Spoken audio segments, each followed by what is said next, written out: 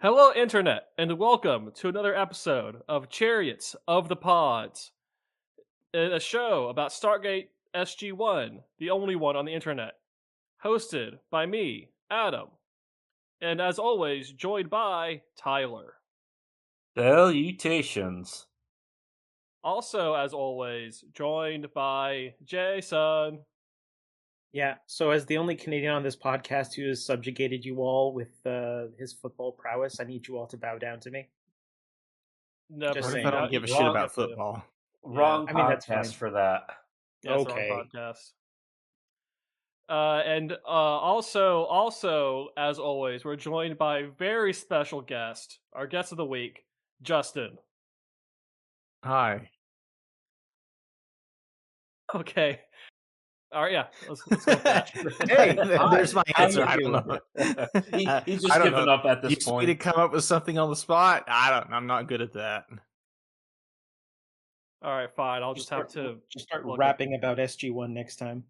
Oh I- no! Please don't rap. You don't. I can't. Do it. If there's something Oh, that boy. I'm worse at rapping than I am at social interaction. So So Yeah. joining a podcast is the best choice, clearly. yes, clearly, obviously. Hopefully, you're good at talking about the end of season 2 of the Stargate SG-1, because this week we are covering season 2 episodes 21 and 22, and then season 3 episodes 1 and 2. We're getting into the third season. The batch after this will be good, I swear. Promise. Mm, I think this batch was okay, mm, except Yeah. for Starts like out the good last and one. then Which kind will- of tapers off towards the end. It starts off on a high note, then kind of goes down, then goes up. I think the first episode of season 3, I thought was all right. Which we'll get And to. then But first, we must talk about season 2, episode 21, 1969. mhm. Hell of a year. We were all there, right? At Woodstock for the moon landing. absolutely. Yeah. Yeah, that was only 30 years ago, right? 1969? I have bad news. Oh, no. So like one thing I found out recently is that that might have been in this Discord. Call of Duty Black Ops 2 now happened in the past. Oh, man, it did. That game Okay. takes place in 2025. But the far-flung Oh. future of 2025. Just when we Finally. totally reached Blade Runner. Okay, so in this episode, 1969, the Mhm. team go through the wormhole on a standard mission, get bounced back, but backwards in time by 30 years to 1969, because the show takes place in 1999, you see. And then they have to figure out how to get back to the future. They actually say back to the future at one point and don't acknowledge it, among other references. They escape from the military. They meet some hippies, the cleanest hippies you'll ever see. And there's a really great German accent in there somewhere. And then they hook Is a it car supposed battery to be up. German or Russian? It was German. Yeah. They had both. I don't know. They had It's both in this terrible episode. no matter what. He used the word thine like 10 times. Yeah, he did. Okay. And then they hook some car batteries up to the Stargate and shoot themselves back to the future. All right, 1.21 gigawatts. Yes, that's how much comes out of car batteries, apparently. Mhm. Okay, does anyone have anything to say about these shenanigans? There's a lot to say about these shenanigans, but go on, Tyler. Yeah, I guess just from like a top level view, by far one of the funnest episodes we've got to watch thus far. It seems like at this point, the writers of the show are just letting their sci-fi nerdy geekiness come out, and they're not apologetic about it. You know, this episode is highly watchable, like from start to finish. I didn't nod off or get up to go to the bathroom or grab a glass of water. Right now, it's probably the best episode in both seasons. You think so? Yeah. I'm not ready to say that, but it's definitely like up there. It's definitely like top 5. I would This- say it's the funnest episode. Yeah, Yeah. this is the first in the much beloved category of SG-1 episodes called the shenanigan episode. The episode where shenanigans happen. There are a few of these. They're all fan favorites. I mean, you can see why. They have a lot of good character moments, a lot of funny character moments. They also, like, some of the actors who are, I mean, for more or less, they're more or less just guest stars, but they do like really good jobs. Like that one guy who basically played young Hammond was, he definitely had the cadence down, like 100%. Yeah, definitely came in and did what he was supposed to do. They Yeah, had to find a that's guy with the right nose for that. That'd have been hard. yeah. Like the guy they picked looks believably like a young Hammond, and also like his accent and his affectations are like really spot on. Yeah. There was only one thing they got wrong about that character, though. If you were paying close attention, young General Hammond has brown eyes. Old General Hammond has blue eyes. So they missed one Context. little thing. Oh well, like it's kind of a miracle they got as close as they did. Yeah. Yeah. And, Like this, it sounds like it really looks and sounds like they got a guy from like the same neighborhood that Don Davis grew up in. Yeah. Or something. they got it 98% accurate. Mm-hmm. Yeah. So what was everyone's favorite gag? There's like Fucking- 12 of them. Fucking Daniel dropping it, like, yeah, it came out of nowhere. He sits down on the couch and just starts speaking in a random accent, like out of nowhere. Thine father. Yeah. Yeah, it's so dumb. Oh yeah, his German accent was good in quotation marks, is what I would call it. There is one thing I wanted to bring up. At some point, a commanding officer is interrogating fucking O'Neill, and he asks him his name, and he says Captain James T. Kirk. Hadn't Star Trek already been a thing by this point? Yeah. Star Trek would have just gone off the air in like August of '69. So that colonel probably would have that major probably would have known the reference and would have been mad at him for being a smartass. Yeah. Yeah. Little did he Now- know he was being a double smartass when he brings up Star Wars later, saying that he's actually Yeah, he Skywalker. says, "Okay, fine, I've been lying to you. My name's actually Skywalker." Yeah, so I guess that major in like 8 years, like his kids will see Star Wars, and it'll be exposed to Star Wars and go, "Hey, wait a minute." What the fuck? Yeah. Yeah. Maybe Yeah, he I'm- just thought he was infiltrated by Gene Roddenberry. Or, sorry, not Gene Roddenberry. Bill Shatner. George Lucas. Oh, George Lucas. Actually, I'd like to think like after that happens, George Lucas would have been that guy- like in his early 20s, late teens at this point, wouldn't he have? Yeah, he'll been a teenager. Yeah. But it basically, he would have been before he did the Star Wars movies, right? So I'd like to think Mhm. after this Yeah, 8 happens years. that that guy has the Pinkertons show up at George Lucas's house saying, "Hey, you seen this man before? Yeah. Have you interacted with this man before?" Let's see. So Star Wars came out in 1977. Yeah, 8 Yep. years later. Okay, so yeah. I Yeah, could about buy 8 that. years. Yeah, so no one would have known the reference, but if they remembered it, they would have been like, "Hey, hold on." 8 years later. Yeah, wait a minute. Yeah. Okay, so yeah, George Lucas was out of college at this point, but barely. Oh, they could have made George Lucas the hippie guy. Yeah, Oh, that would have been. Oh, They that could have would've made been the so good. Skywalker joke right there. And then they That could would have have done been. that. That would have been perfect. If they had the courage, they could have done that. you No, know, I they don't could have that see much courage. George Lucas being a draft dodger. I really could. Oh, yeah, they would need to have fixed He's- that part of the story. Well, they don't necessarily say what that guy does, right? They just suggest like he's thinking about it, but he's not sure, like that sort Yeah. of thing. Yeah, it's like they're And not going to tell when- him what to do because they can't because of the temporal prime directive, Mhm. which Carter figures out real fast. Good for her for having read Bradbury Yeah, and but at the knowing same not to time, fuck with the past. I feel like this episode's entire. I mean, let's just get into this right now, right? This episode's entire thing is like, oh, you actually can't fuck with the past because it turns out everything was supposed to happen this way, right? They That's the closed the reason time why. loop pretty cleanly. I agree. Yeah, like the whole thing is, oh, Hammond realizes she's got that cut in her hand, which is what he saw a long time ago in 1969 when he saw some random people he'd never met before. Just Hand him like a I note mean, that's in his but own that's like a handwriting. memorable. Well, look, you don't forget getting zatted. All right. That's true. So here's the thing: Hammond only sees them. Like I could buy it as after some time, Hammond going like doubting that the whole thing happened. Like this would feel like a fever dream at some point. And he probably wouldn't believe it again until he saw that cut on her hand, which explains a lot about why he was worried about stuff in the past.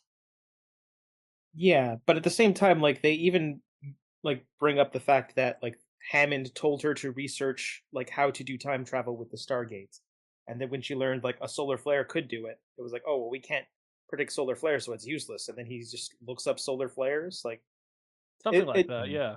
Yeah, they definitely make it seem like this was all like that, like nothing they theoretically could have done would have changed anything because the loop was basically perfect here. Yeah, it's a perfect loop, as all things should be. Yeah, which if you ask me, this definitely explains like if this was trying to be an explanation as to why Hammond like doesn't give a shit about what SG-1 does. It's like, well, time loop says they got to be there, so and I haven't seen them go to the past yet, so better not let them die. But now he has to worry about it. Yeah, Yeah, but Can't.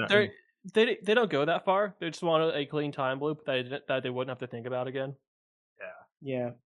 Which I think that which that's fine. there's like 5 minutes to this episode that doesn't need to be there, right? Which 5 minutes?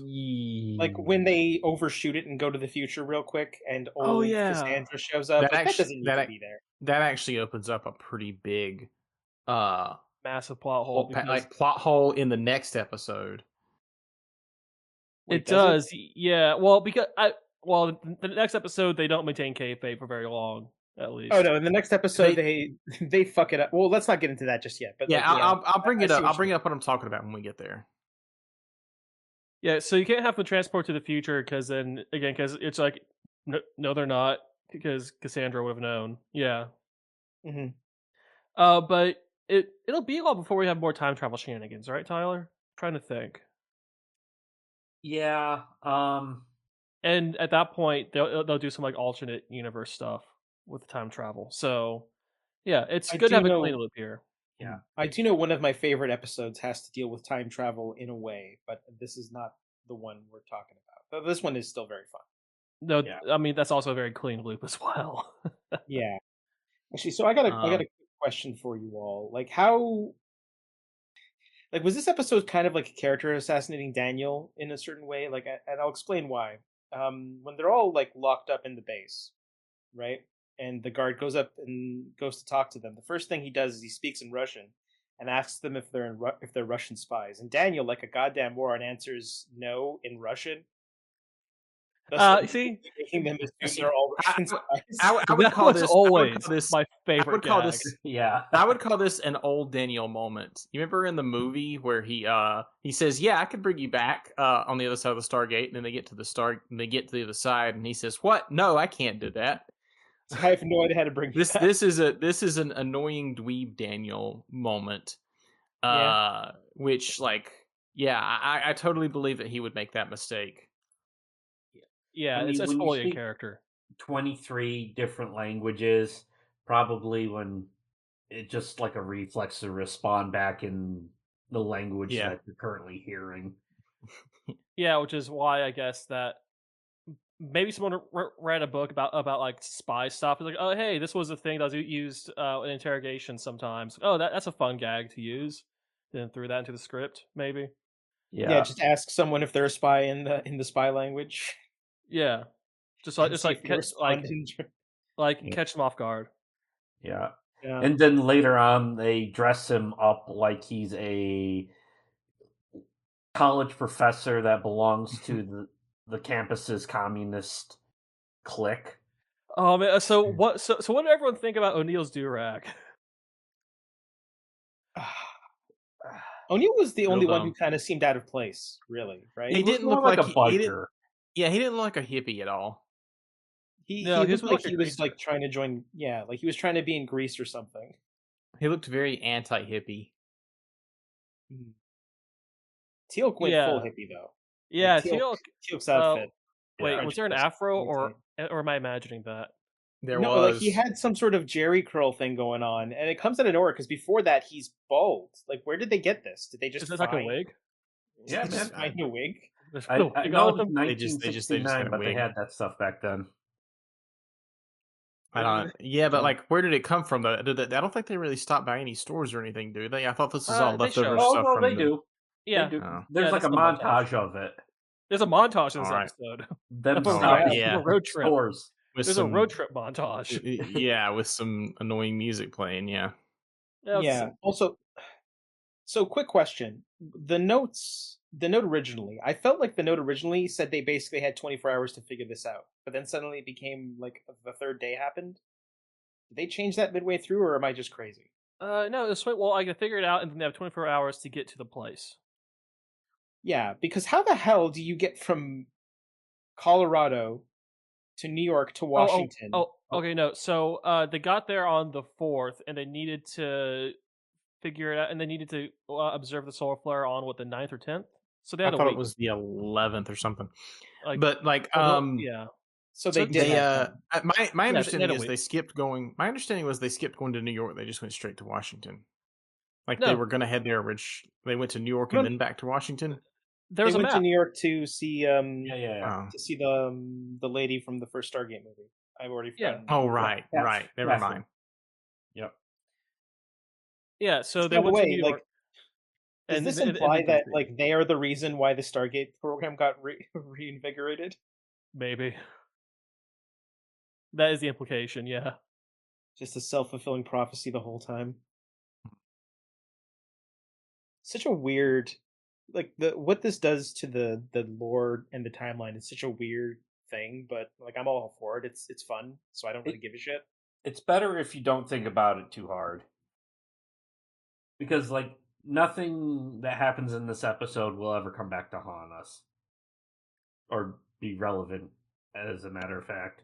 Yeah, pretty much. This is a one-off shenanigans episode. Yeah. Which they all are, because that's what Yeah. you want from your shenanigans.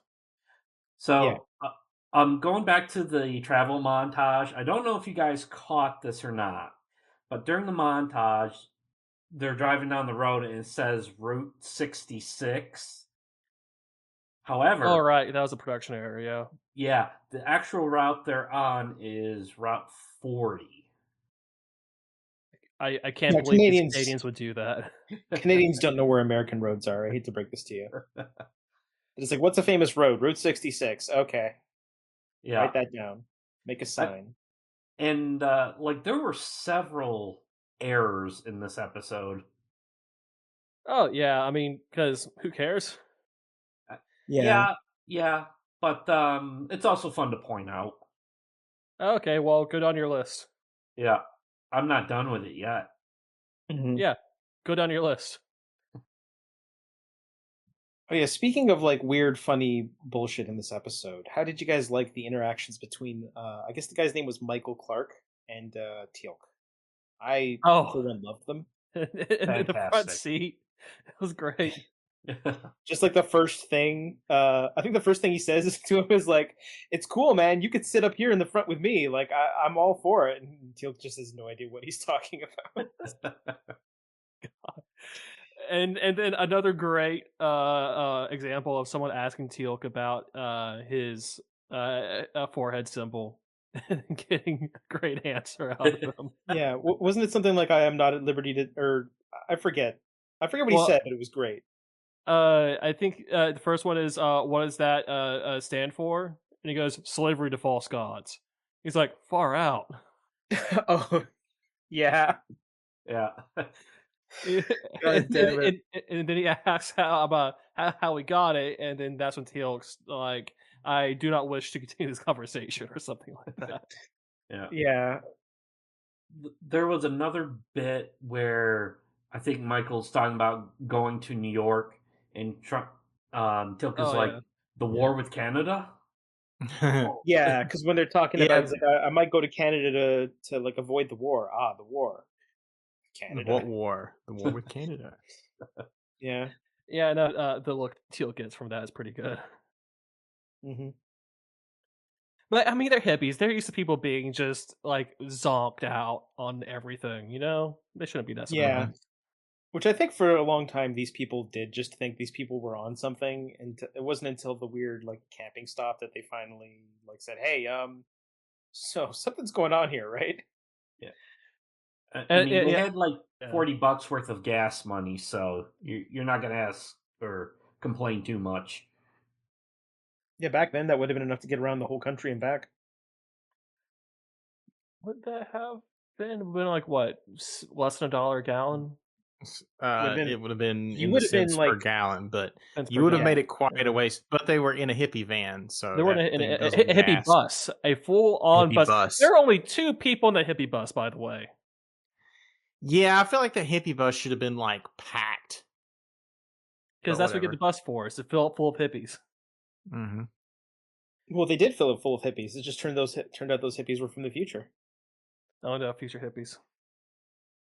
Oh, there's another thing. I don't know why it's not in my notes, but they grab a newspaper. Like there's like a B-roll, someone grabbing a newspaper out of a thing, and just straight up a reference to the Manson family murders right there on that Oh, newspaper. was It's that like, there? I forgot about yeah, that. like the Sharon Tate killing was like next to the Nixon photo. It's like, oh, good God, you people. Yeah, the only It's thing I caught on to was like the Nixon stuff, where I think it was like something about Nixon going on vacation to somewhere. I don't exactly remember where. yeah, like right to the right of that is like a smaller headline about the Sharon Tate killing. It's like, who boy? Okay, you're making that reference. Not the worst Is it- reference they made in this batch It's of batch of episodes. episodes. Mhm. I mean, Uh, geez. Yeah.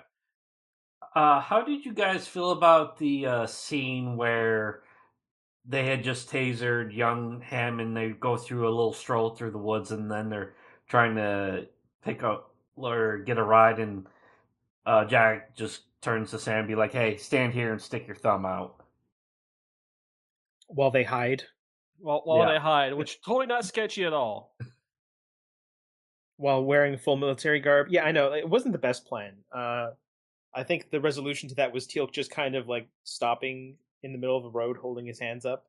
Yeah, Yeah. just standing there and Yeah. stopping the first vehicle that came by. Yeah, Yeah. Which, which from what I more understand, effective. yeah, that guy did in fact say like, "I would have just stopped anyways, man." Like, but I it love definitely makes it Tilk. funnier. I love Tilk line there. He's like, after like the third or fourth vehicle drives past Sam, he's just like, "This method appears to be ineffective." Yes, which Fantastic writing. Yeah. no, that's good. Which I know that's not a high success rate hitchhiking. No, especially if someone is wearing a jumpsuit. Yeah, no, yeah, it's like you don't want to be part of whatever's going on there. Usually, Yeah. Actually, Teal'c had a lot of good moments in this episode. Just, I'm now just remembering like one in the beginning when they're discussing why they can't mess with the timeline, and Teal'c's like, "Well, I'm not from Earth. I can mess with the timeline." And then Samantha has to explain why, and he's like, "Oh, Oh, yes, I how guess that makes sense." I mean, Teal tasing that rocket engine at the very beginning was great. yes. yeah, they're all like freaking out trying to press buttons. He just tases it. How'd you know that would work? I didn't. Which, by the way, I guess this is like the first, maybe not the first use, but the I feel like the Zat in this episode was just a Swiss Army knife for whatever they needed it to do, right? Yeah, like I have a note Yeah. here when they disintegrate those boxes in the truck. He already shot one of the boxes. Shouldn't that one have disintegrated after 2 shots instead of the full 3? And why didn't the bus, why didn't that military truck get disintegrated either? There's a lot of Yeah. questions.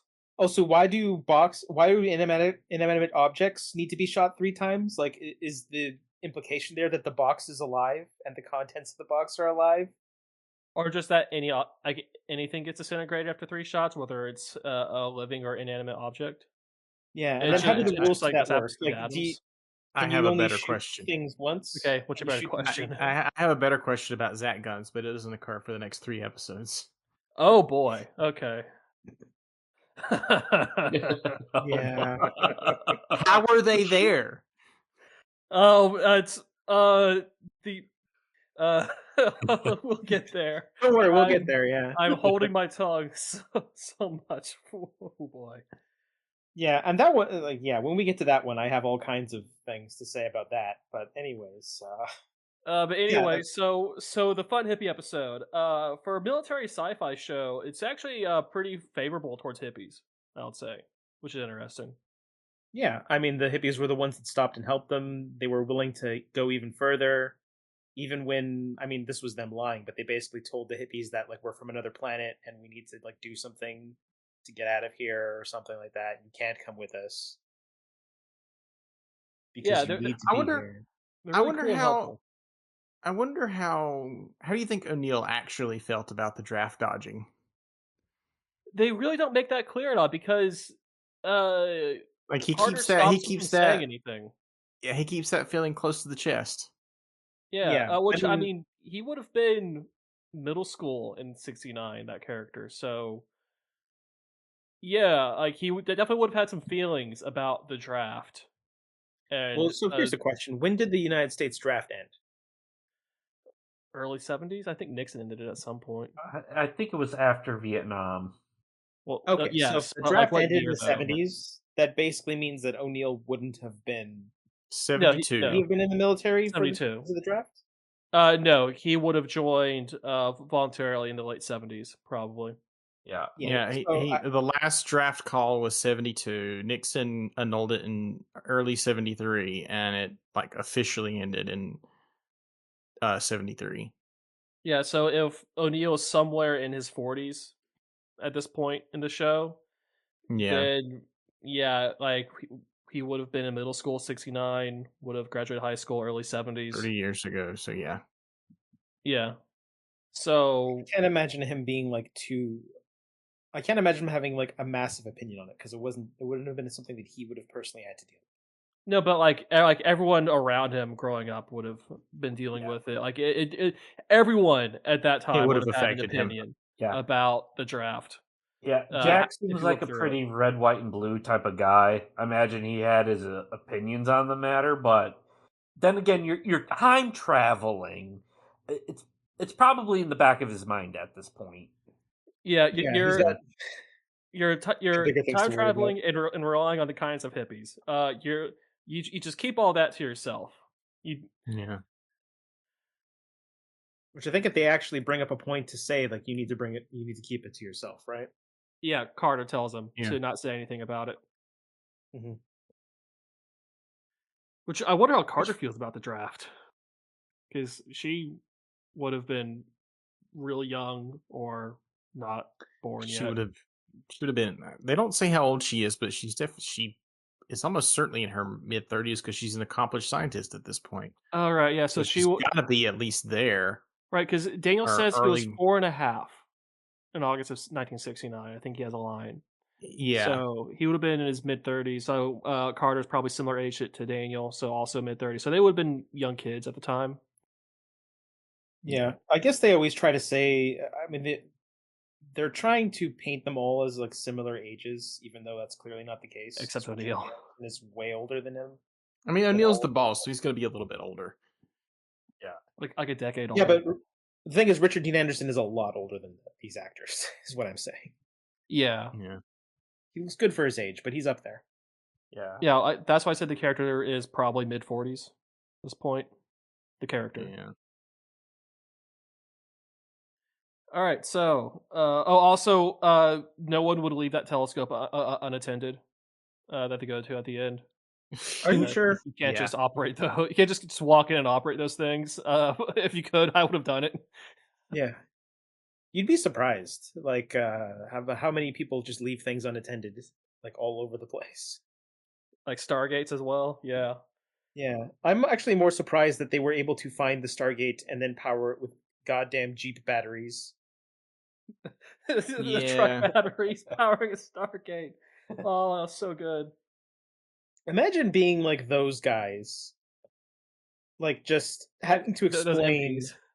Yeah, like some people came in. They opened up this box with a giant ring in it. It created a weird portal-like effect, and then they disappeared into it. So when did so here's a real quick question. So way earlier, we had an episode where they did manage to activate the Stargate long before this program, and a guy got sent someplace and he couldn't get back, and I forget his name. He was Curtis. yeah, and then they went and picked him up. That What was the year 40s. did that happen? That was Like the 40s. 1945. Okay, Yeah. but like Yeah. I thought the whole thing was I thought the whole thing was like they closed this place up and the Yeah. Stargate was just left there. Oh, I guess it was mothballed somewhere else and then brought back. Yeah, Yeah. they sent it to like Washington, They sent to the same warehouse as the Ark of the Covenant. Oh, which I think Okay. that would have been a way better reference. Like if it's just connected to a box with weird light coming out of it. they just plug it into the Ark of the Covenant. Yeah, just plug it into the Ark of the Covenant. That would have been good. Yeah. What's that? Don't look at it. Trust me. It's fine. Okay. Stargate is now powered by ghosts. Always has been. All right. So, any final thoughts for this episode? I mean, I would say I like this episode. It's probably my favorite, like fun times episode, shenanigans episode, like if whatever you want to call it, that we've seen. I think it's also the first that we've seen. I guess you could argue a couple other ones were that too, but like No, they this is the weren't first one. fun. I mean, I would argue that the Game Master one is kind of one of those too, just because of the comedic nature of Daniel's parents getting crushed over and over That again. wasn't supposed to be funny. It was pretty funny to me. It wasn't supposed to be. Okay. Ah! A little concerned about my co-host. It's So fine. one last continuity error for our dear listeners at home. Back during the travel montage, as they're going through Chicago, it showed the Sears Tower. The Sears Tower did not start construction until the year 1970 and wasn't finished until 73.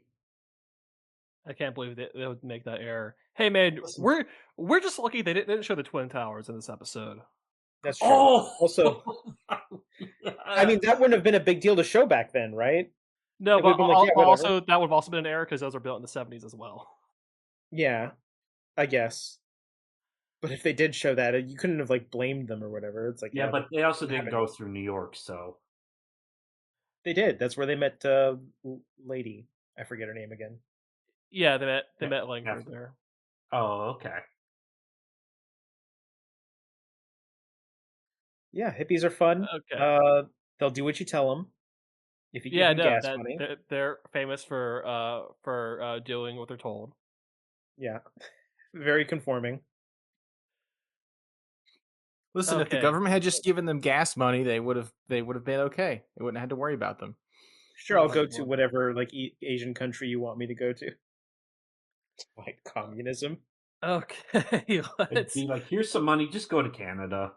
let's go back to 1999. Let's sci-fi like it's 1999 and talk about season 2 episode 22 and season 3 episode 1. We're talking about them together because it's 1.5 episodes worth of content. And Yes. these are, of course, Out of Mind and Into the Fire, which is a real missed opportunity. They should have called one Out of Sight, the other one Out of Mind, because they're two-parter. That would have they fucked up, is what I'm saying. Yeah, and Yeah. Out of Sight would have actually been a good title for the first one. Yeah, But man. they didn't. Okay, so does anyone want to summarize this two-parter? Okay, can I just say a quick little thing before anyone tries to summarize this? Do it. Mhm. Do it. So how, in God's name, in season 2 of your sci-fi television show, do you think it's okay to make the last episode of your second season a goddamn clip show? I mean, Next Generation got away with Mm. it. Yeah, like I don't know. I can see it. We've only had one clip show, which is annoying, but whatever. Also, like, it's not. I feel like over half of this episode isn't really clips. Like, Yeah, it is it a does clip kinda get cut episode, off. but it doesn't do much. It's only like half the episode is clips, and even that half is mostly not clips. I mean, I skipped through the clips, and that shortened the episode by a good like 15 to 20 minutes. Yeah. So basically, like a third of one episode is clips. I mean, I made breakfast when I was playing. We made breakfast while the clips were playing. Yeah. Wonderful. It's I mean, if someone wants to if no one else wants to give a quick synopsis of what these two episodes are, I can, but Do it. I mean, it's not going to be super detailed. Do it. Essentially, you fine. start off with a basically a moment where a bunch of people you don't recognize pull out more or less a popsicle with a person in it. It's revealed that that person is O'Neill, and they tell him that don't be alarmed, you're in the future. We found you and you were frozen. We don't know who saved you. SG-1 is dead. Cut to 15 minutes later after some clips. They do the same thing with Carter, and then they do the same thing with Daniel Jackson. It's like, oh, something's going on here. But they do Carter and Jackson at the same time. Yeah, I think that's at that point they more or less, because the cat's out of the bag for the audience, they don't really care to like wait on that. They just kind of show, yeah, everyone's alive. You see where Teal'c is. Teal'c has the whole thing where he's like, well, I gotta go find them. They won't let him because they've basically been missing for weeks. So Teal'c decides, I'm going home. He resigns, he goes home. The rest of this episode is more or less them figuring out that, something's wrong, them starting their breakout, and then the big reveal where, Hathor's behind this. Hooray, we get to see Hathor again. Not just in clips, but also she's there. She's just there. And I guess the big end of season like tease is, well, I need you guys to either tell me where we could find these allies because I want to kill the system lords, or I could just make one of you guys a Gould and that works too. And then that's how the season ends. So do we want to talk about just this episode for now, or do we want to talk about... Let's do both. the It's a remainder as well? two-parter. Yeah. Screw it. Okay. Well, I mean, the way the next episode starts is essentially they're like, oh, who are we going to choose? Obviously, nobody's psyched about this, so everyone just says no, no, no. O'Neill, I guess, does a sarcastic yes for the most part, at which point he basically tries to do something, I believe, a small grab the gunfight where symbiote. O'Neill... Yeah, like O'Neill gets zatted or something, Yeah. and the symbiote just kind of scurries away. Yeah. Yeah. At which point, I guess the SGC is told, hey, we know where they are because the Tok'ra told us. So then a plan is hatched to save SG-1. I guess that guy from the Pentagon's there, and he's like, are you really going to do this to save SG-1? Oh, Major Samuels. No, Yeah. it's Davis now. No, Davis. Oh, yeah. You're right. Yeah, we Davis, who makes similar arguments of why are we doing this, but like not in like a snide way, and more of a what the fuck is wrong with you kind of way. Yeah. I don't know. I feel like this guy's still kind of a dick. He's No. not as big of a dick. No, Davis is entirely correct in this episode because it's like, why? Why are we doing Yeah. this? Mm-hmm. Which is, it's fair. But then, like, after that, the whole plan is hatched. I guess Hammond goes to find Teal'c. There's a whole bunch of, like, stuff in between of them, like, escaping. At one point, I believe O'Neill does get a Gould shoved in him, but it turns out the doctor lady was a Tok'ra the whole time, and then's like, oh, you gotta fight it, but I'm gonna freeze you, and that'll kill it, you'll be fine. Then a whole gunfight happens. Yada, yada, yada. We get Hathor acting all... teams Yeah. go in and get captured themselves. Womp. I mean, not really captured, just more or less like they lose control of the gate. They do get captured, like they're in a row with guns being pointed at them at the end of the episode. Oh yeah, that does happen. But my favorite part of the episode is when O'Neill just yeets Hathor into a death. Yeah. So the Yeah, death of Hathor Hathor, gets, like, everybody. unceremoniously thrown into a pit of like Like cryogenic cold carbonite. liquid something. like liquid nitrogen or and something. gets frozen. And honestly, they probably should have just dropped a bomb down there at some point just to make sure. I mean, they did blow up a big chunk of the facility. Sure, fair Yeah. enough. Yeah, it got the C4 treatment. The first part of this thing I thought was kind of wasted potential, because the wake up thing is the wake up and we're really far in the future thing. I think is a pretty cool setup. It opens pretty cool. It's I think it's a good opening, and then it turns into a clip show for a little while, which kind of kills it. My first concern is they should have put this farther into the future, because in the year 2077 they should have been able to contact old lady Cassandra, right? Like, that should have been the first thing on O'Neill's mind when he fully came to his senses. Is Andrew would have been in her 80s. Yeah. So how? So like, he should have been able to ask, how, like, is she still alive? Where is she? Maybe he was holding that fact close to the chest in case that this isn't what it turned out to be, but he gave up some other information that you'd think he wouldn't give up. Well, they all gave out a lot of information that they shouldn't have, just Yeah. because I guess they were falling for it. But like, at a certain point, I believe that general guy did just tell him, like, yeah, everyone you know is dead. So What a thing to find out! Face The value. first thing when Yeah. you wake up is, oh, hey, glad to see you're awake. Everyone you know and love is dead. Yeah, but like, that's not how you wake someone up. But that's the line where I think he should have gone, wait a minute, we know, because we went forward in the future on accident for about 5 minutes. We know that Cassandra is alive, old, but alive. And has access to the Right. Stargate.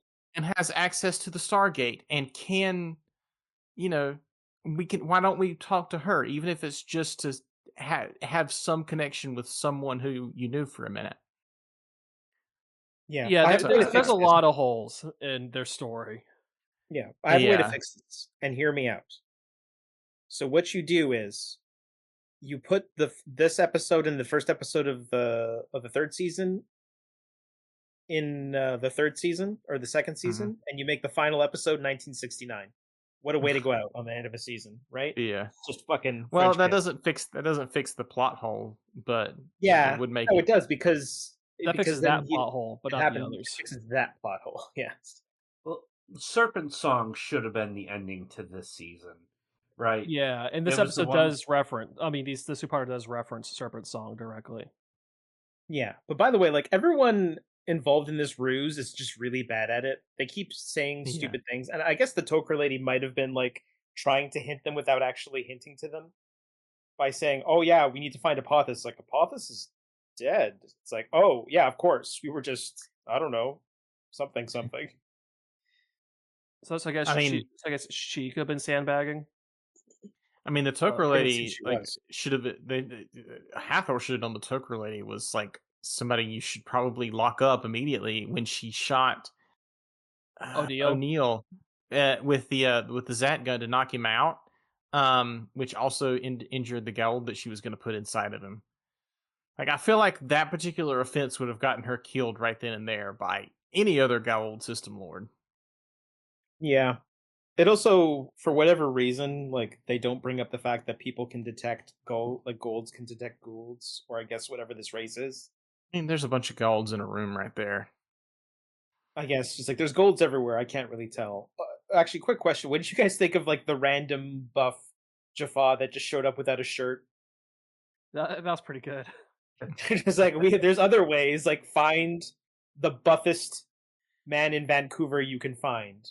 But the world's worst, the most bored-looking buff man. Yeah. Just bring him in here. We got this. I mean, he's there to stand there for Hathor to run her fingers over for a minute. That's the only reason he's there. Basically. And Hathor would have the buffest Jaffa she could possibly get. She's got a harem of buff Jaffa.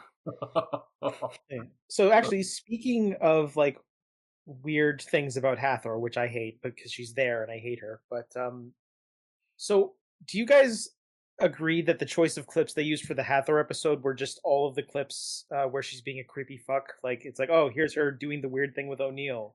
Here's her in her gasoline pool with the worms. Here's Oh her yeah. on fire. Oh yeah. So Yeah. Decided to make me Hathor is not uncomfortable this episode. a good character, and I mean, and they know, like when she appears on thin air somehow, and Neil goes, "Oh, I was hoping to never see you again." Like they know.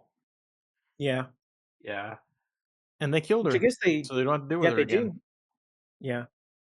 But they do bring up, like, at one point she brings up, like, it wouldn't work on you guys again, which I guess kind of gets brought up later. Yeah. Oh, her Oh yeah, her mind control illusion. powder. Yeah. Yeah, her weird, like, pheromone bullshit only works once, and then once it wears off, it's done. Yeah, which is referenced pretty quickly after this. Yeah. Even though that's, like, a slightly different one for whatever reason. But works the same They're way. they're yeah. like, it's a more powerful version of the same thing, or something like that. Sure. Well, Hathor was a few thousand years out of date, so Yeah. That is true. all right. So, how did everyone like Daniel's new hair? Yeah, how did that... Didn't... I don't like I don't it. know why they did that. Yeah, it's not good. Like, do you bangs don't think work. it was just because Michael Shanks cut his hair? Yeah, I Had a think bad haircut. I saw somewhere that Michael Shanks just didn't want to have the movie haircut anymore. It's I mean, probably a sure. lot to maintain. Like, Yeah, like the 90s middle part. yeah, Yeah. it's probably like, I don't really want to. This is a lot to wash and a lot to make sure it's parted correctly every day, and it's annoying. So Yeah, he didn't want to look Yeah. didn't want to look like Hanson. He wanted to look like him, but the bangs don't work for him. I agree. Yeah, no. They fix his hair eventually, fortunately. Well, I mean, not for the next few episodes. They don't. Not for a while, but eventually they fix his hair. And he has good hair. what do they do? They Eventually. just cut it short or something? Yeah. They just get rid of the bangs. Really, Yeah, just get rid of the bangs. like once you get rid of the bangs, it looks better. Just show his forehead. He's got a nice forehead. All right, so the world's laziest at gaslighting, and is used to justify clips. And Yes. then and then Teal'c wakes up and is immediately like, "I have to go now."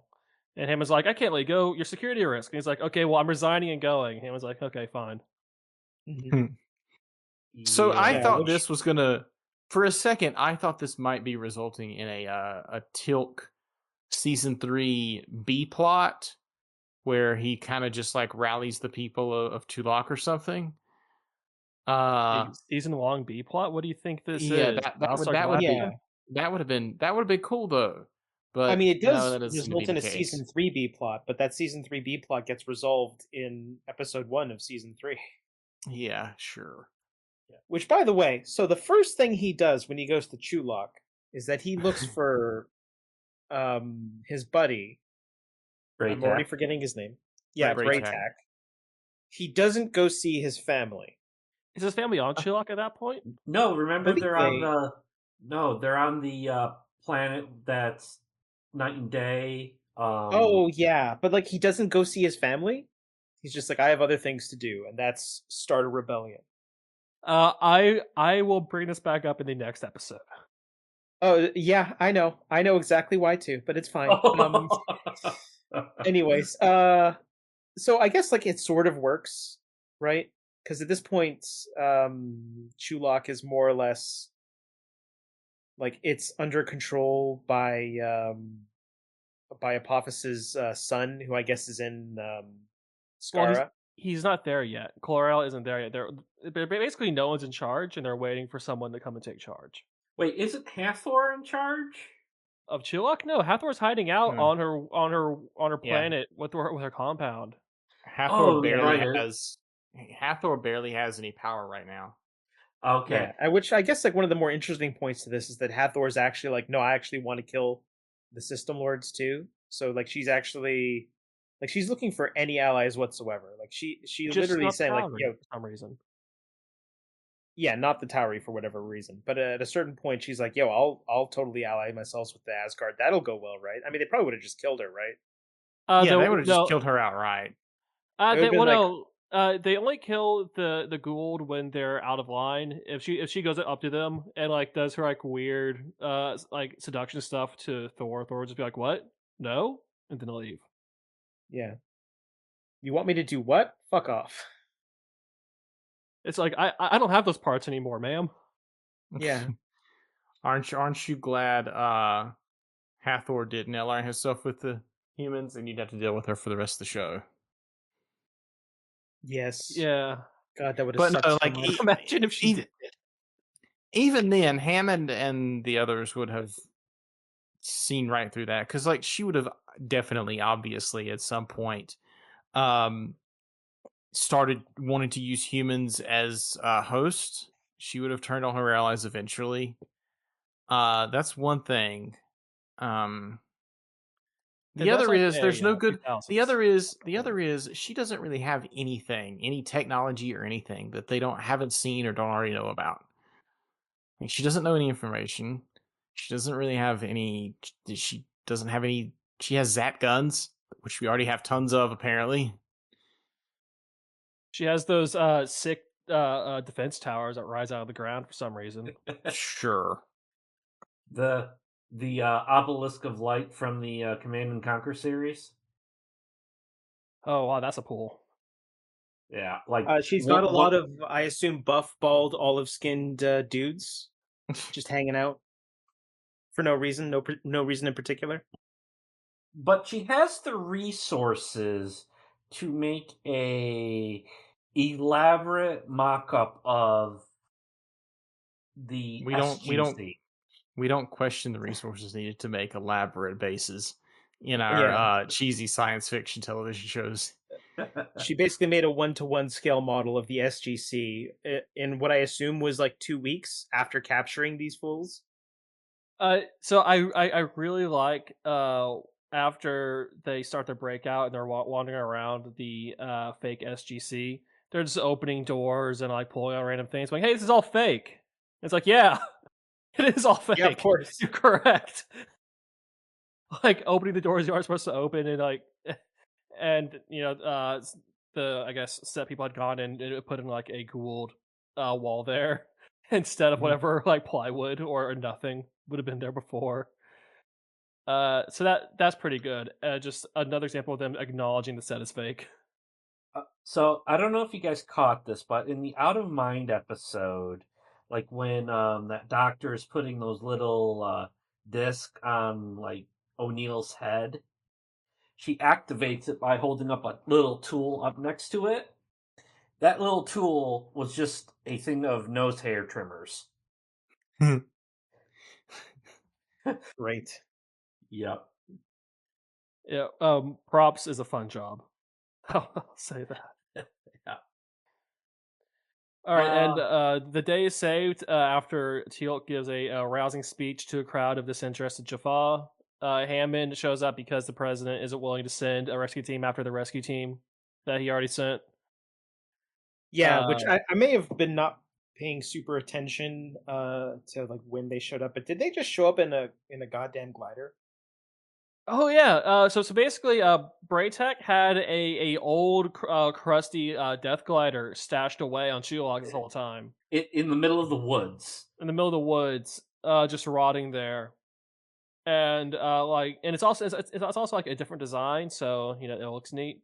But it's been there for 100 years. And then just Teal'c and Hammond take this death glider through the Stargate, blow up those towers, save the day. It's fine. Which definitely did not resemble a TIE fighter at all. Not at all. Not at all. Not even a little bit. And as cool as it looked, we will never see it ever again. Well, yeah, because it's 100 years out of date. Yeah, it basically like broke down immediately after they landed it. Yeah, but it's a vehicle that you can take through a Stargate. It fits perfectly.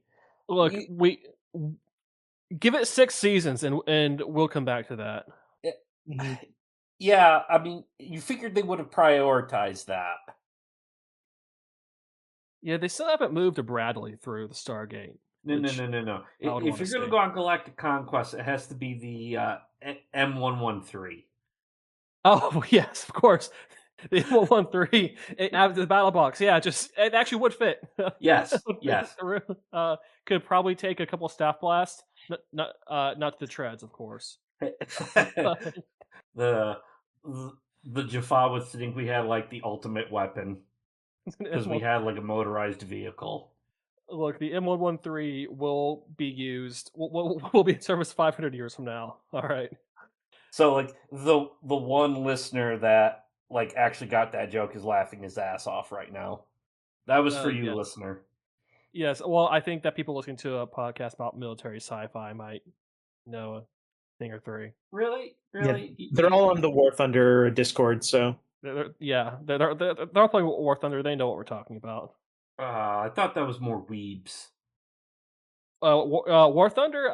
No, you're thinking of something else. War Thunder?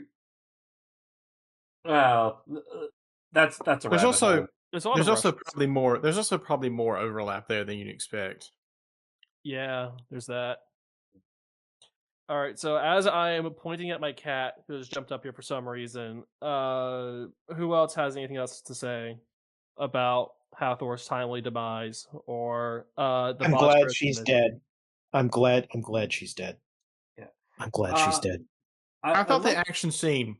I thought the action scene at the end of the second part of this was pretty good. Yeah. Like, it was like the first time in a long time that the SGC acted like an actual military organization. Well, we just lost our team. Let's do some peacekeeping and send a bunch of Marines with guns through the Stargate. Yeah. I mean they had a bunch of like scenes like showing the camaraderie of the SGC, like the whole Teal'c leaving thing where everyone's there to salute him as he leaves. Also the whole like the rescue mission operation starting where Hammond is like, I can't say that you must go on this mission. So I asked anyone willing to and then everyone just steps forward, like that sort of thing. Yeah, that was good. It sets up like the whole base and the whole, I guess, program as like people who care about each other in a way, Yeah. There were a couple of good lines in these two episodes. I like Teal'c's dialogue when he first arrived at that meeting hall. He's talking with that one woman. He's like, false gods, dead false gods, just to like really drive it home. Mm-hmm. There's a scene kind of like after like the obelisk towers come up and start vaporizing everyone. Daniel Jackson's like, oh, it's just a deep bleeding gash, but I'll be fine. I thought that was good. And then would you like when Jack walked up at the end? He had no idea what he was going to do or say, so he just starts shouting Cree. Yes, that's they're already lampshading their own stuff in the series episodes already. You heard me? I Yeah. said Cree. Oh, I'm and trying to remember what O'Neill says as he tosses Hathor over, but I imagine it was something like, "We're sick of you, like fucking die" or some shit like that. Something like that. It was something like that, Yeah, it was some smart ass comment he was making. basically. Yeah. yeah. So like when Hammond and Teal'c are in the Death Glider, and Hammond is like lighting up the towers, he just lets out the biggest yeehaw he possibly can, and Teal'c just has this look of amusement on his face. I thought it was confusion. Yeah. I don't know what it was, but it was epic. Yeah, no, just confused by the yeehaw. Mm-hmm. Oh, there was a line where to go to the rescue team Hammond wanted to send after the rescue team that failed. He says armored platoon. There's no such thing as armored, which I guess implies that you can't fit a tank through the You're a small Stargate. one. Yeah, because I don't think an Abram would fit through that.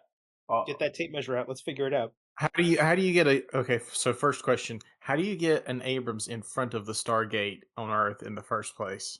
Great question. Through the You ceiling. lower it from the ceiling, Yeah, but also would not fit in that room. Maybe.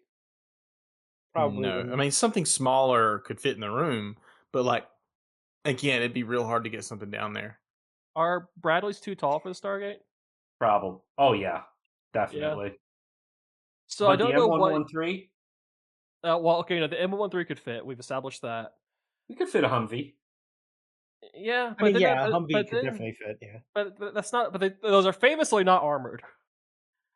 Uh, uh, I mean, depends on what's shooting at you. Laser guns. I mean, we've seen staff weapons blow through walls. We've seen them do absolutely nothing.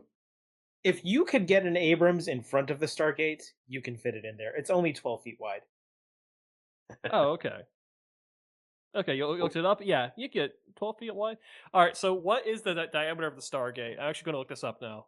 Can they keep the Stargate open long enough to get the whole thing through though? I We don't just see drive why it not. through. Yeah. How long is the Stargate open? Like they can keep it open Half an for how hour. long? 38 Oh. minutes. Yeah. Oh, okay, plenty of time to get like a bunch of things through. Yeah, Abrams can move pretty quickly when they want to. Yeah, I think they can move like a maximum of 40 miles per hour. All right. So, so according to internet nerds, the inner diameter of the Stargate is somewhere between like 15 and 18 feet. Oh, there you go. Yeah. So Wow. you would need a different kind of ramp, but yeah, you could. Yeah. So Shove how an Abrams difficult through is there. it to get the parts to put up a McDonald's through there? Can you do that in 138-minute burst, or do you gotta do that in like 2 or 3? Well, no, like the mobile Burger King is just like in a pod you put onto the back of a truck, so you could just send a Just Burger drive King a pod truck through through. there? Yes, Just sir. unfold. Yeah, It's like or like origami. you lower the Burger King pod through the silo, and then you have like some kind of special uh large mule, like flatbed mule or something, drive it through. I love it. Okay, well this is a very important topic of conversation. Yeah. But I mean, either that or talk about Hathor some more. Yeah, I don't want to talk Well, about Hathor unless you want to talk about it in the way that she dies, which I'm hey, yeah. we could Cool. also talk about next episode. okay, I mean, we could, but there's a couple of things I want to mention that I think are funny about this episode. yeah, yeah. Uh, Everyone get their stuff off their chest with this one because we're gonna have to. Yeah. Oh boy. So that I guess this is the first time they show the new model for the golds, right? Because this is more or less what they look like going forward with the series, right? Oh, the CG Gould. Oh, Yeah. yeah. Yeah, Yeah. yeah, yeah. oh, right. Yeah. I So did like think this one this looked a is little more mean than the previous. oh it looks way meaner than the other ones. It looks way meaner Mm. than any gold we've seen in the show so far. While what I'm sure is technically impressive at the time, I feel like the practical effect versions they had in the past were better. I mean, yeah, because there's like these pale worm things before Yeah, Yeah. and this looks like like shrimp eyes. Yeah. a video game enemy. Yeah, it's like a mean looking like snake eel thing. Yeah, they're more snake-like now for whatever reason. It's because it's meaner looking, and you're like, ooh, I don't want that at all. Whereas like the old ghouls were just there's the little worm guys. Look at the little guys. Oh, it's just a little guy that I shot in their stupid incubation tank from 20 meters away because fuck them. Yes, exactly. Oh, that was Yeah. such a great scene. I do like how they're getting Teal'c's revolutionary career started. This is a very long running like C plot for the series. Mhm. Is Teal'c trying to get the revolution started in fits and starts. It's pretty hard, turns out. Yeah. I appreciate that they brought out the old Serpent Guard outfits as well as the Horus Guard outfits. I assume because they happen to have them. Yeah. Uh, And Oh, as much as I like to dunk, this is the Hmm? first time we see the energy barrier design they're going to use from now on. oh, okay, sure. And the other thing I was gonna say is like, while as much as I give it shit for being a clip episode at the end of the season, I do think that like the cliffhanger they put you on is a good cliffhanger and worthy of like a season finale. I just wish it wasn't attached to half of the episode being a clip show. So I would say this two-parter was not as good as the two-parter we got at the end of season 1, early season 2. I would agree Yeah, with that. yeah. This is the two-parter that you forget happened. It's like, oh right, that two-parter. I've when I was younger, I always just remembered this two-parter as the episode where they paid for a bunch of extras. Finally, Mhm. where you got more than one more than one or two SG teams in one place at a time, and that was like the Yeah, novel thing for me. you had multiple real and multiple fake SG teams in this episode, Yes. which I was trying to look to see if they would like if the stars were aligning, you'd see some of the fake SG team join the real SG team later because they were like, we paid the extras, they might as well be used. Oh, that would've been so good. But I didn't But notice no, any of that. but no, like that puts it's still like 5 SG teams through, which it's the first time you see that. You don't see that very often because they have to pay for like 20 extras for that. Yeah. Mhm. You had a mix of Air Force and Marines working together, which is a combination you don't see too much Which in. is how you know it's a TV show. Yeah, yeah. So that's my I guess like last thing. Oh, I'm gonna say as always, nice pyro. yeah, they're very good at the pyro.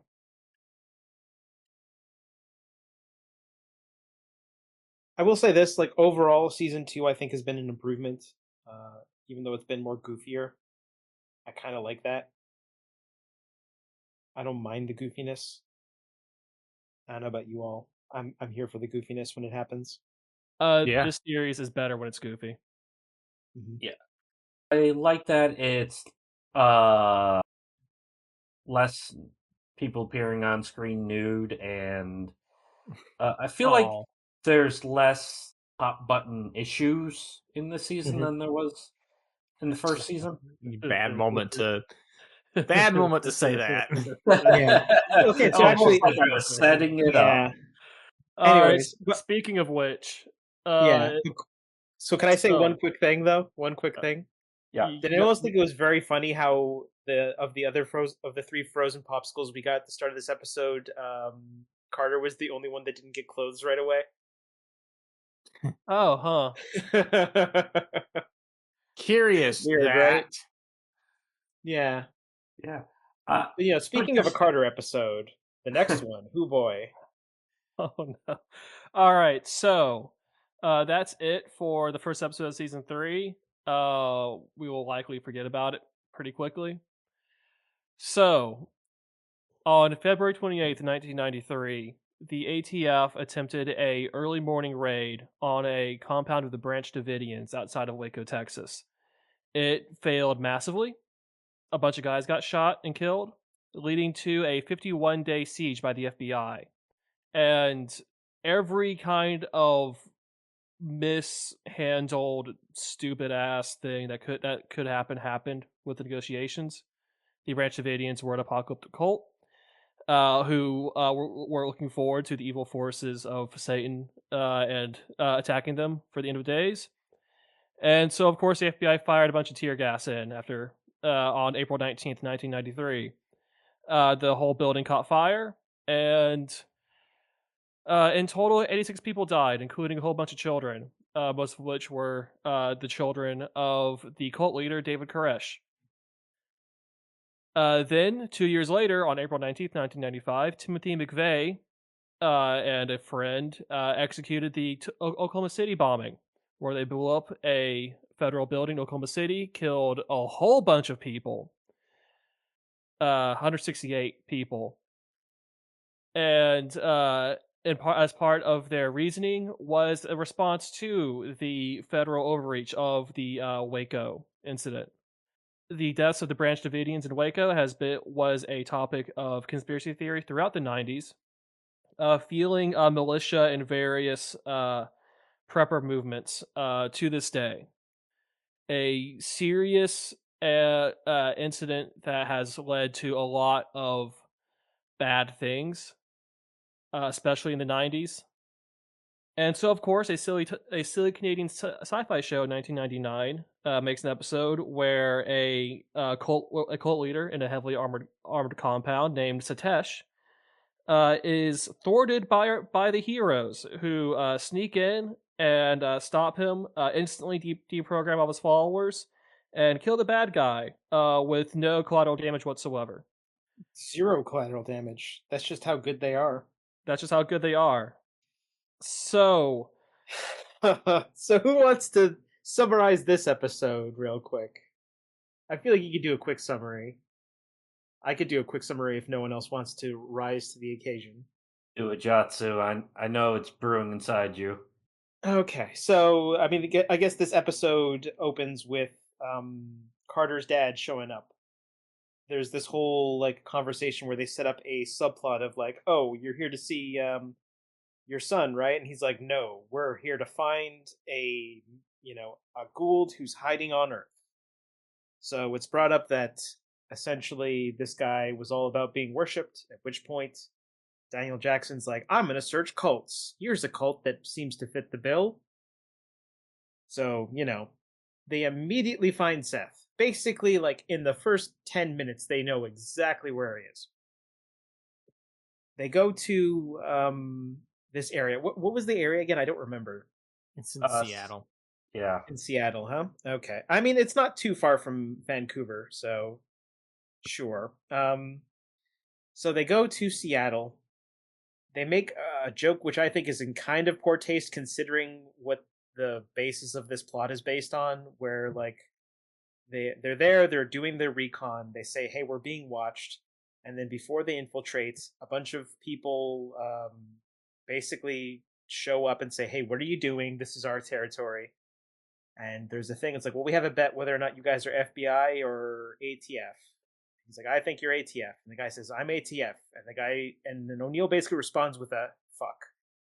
Right? Like, that's more or less how he responds to this. No, he says, I think you're FBI. They think you're ATF. We have a bet. The guy says, I'm so and so ATF. And he was like, darn. I lost my bet. It was because he'd lost the bet. Okay, I maybe like heard that wrong. Okay, so then it's not as terrible as I thought it was. Anyways, it's still terrible. It's still flippant. It's still terrible and flippant. But essentially, they join their like command post. The president gives this guy from the ATF a call, which is kind of fucked up if you think about it, but whatever. Oh, definitely. They put O'Neill in charge. At this point, it's brought up that this guy's got the Hathor juice, but stronger. It turns out you're immune to it so long as you could counteract the effects. Turns out, just like in a callback to what was it, Bryac. Family? Yeah. Callback to Bryac getting tased. They're like, well, if we tase you, it won't work on you anymore. So they find a way into the base. They set up their plan of doing the self-tasings before, so the whole plan is like get affected by this stuff and then have them remote set off a tasing so that they'll more or less regain control of their consciousness and then destroy the place from within, save everybody, get out. And they do more or less do that. There are no real casualties. They find a bunch of Zats. They're very, how could I say this?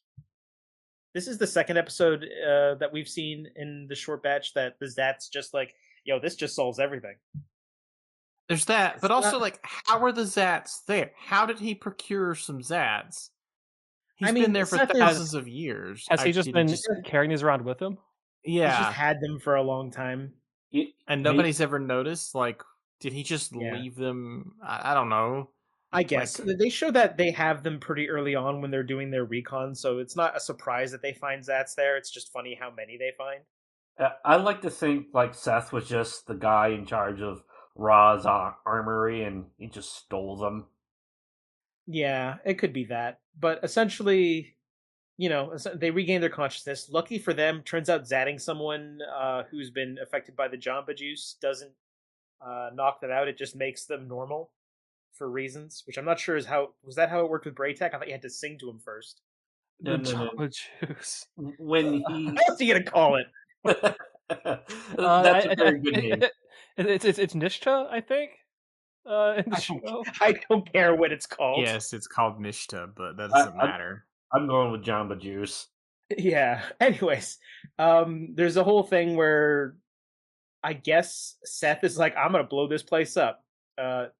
He totally does, but everyone gets out. As he's escaping with the group of escapees. He's hiding amongst his followers who are being who are being directed through the escape tunnel. Basically, yeah. So while this is happening, Carter's dad finds him, gets yeeted. At which point, what's his name? Is it Jolinar? Jolinar was Sam's symbiote. Okay, so who's Selmac the symbiote that his dad? It was Selmac, okay, Selmac. So at this point, Selmac says, "Your dad will be fine. You have the power. You must defeat Seth." And then Carter kills Seth. And then gives her the hand device, and then she just like double taps Seth like into a Yamcha hole. Like, yeah, she just Yamcha holes.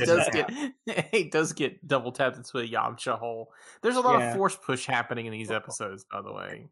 Yeah, which, by the way, is it just me or did everyone in this cult basically were they all just wearing a goddamn Luke Skywalker outfit with a logo on it? Right. So those like Cobra Kai geese. Yes, I was gonna say like they're very similar. No, because the Cobra Kai geese are black. Oh, okay. Sorry. Then like just normal geese. They got the bling of a Cobra Kai, but they're not Cobra Kai. So yeah, I don't know. This episode gets resolved because Carter uses the Force to crater Seth, and then it ends. We get a nice character moment from that dude and like one of the guys who was there in the cult. That's a cool thing. And then it's all over. Because there's a side character, a guy camping out outside the compound whose son got Jamba juiced. Like a very worried father who hasn't slept in days kind of guy. And then he reunites with his son, and that inspires Dad Carter to go reconcile with his own son, who we only just hear about now. Because you heard about him at the beginning of the episode, actually. Yeah, in this episode, like Sam never mentions her brother. Yeah, which, by the way, like I will bring this. I'm going to bring this up now because this is the first thing I want to talk about for just how funny it is. So, Teal'c lecturing Carter Sr. about loving your son. It's like, come on, man. Do you not love your son, your children unconditionally like we do in Chula?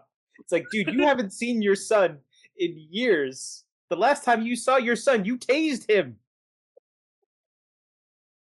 You fucking tased him. Was he the only character available? Like, you couldn't have gotten anyone else?